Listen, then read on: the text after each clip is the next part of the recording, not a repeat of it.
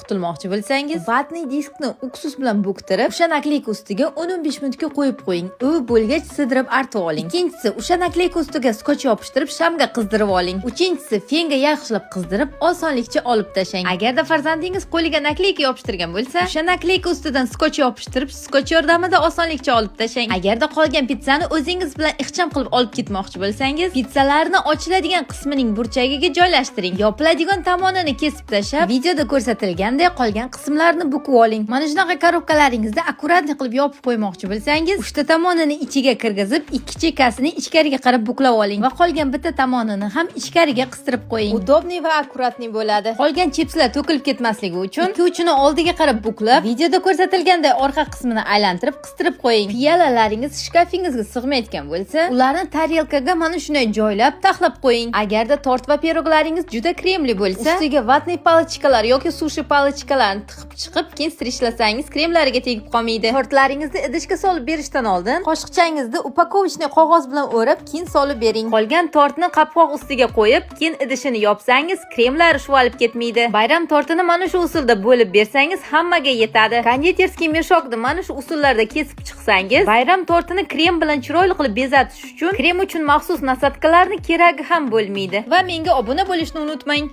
Idish tovoqlaringizda xunuk qilib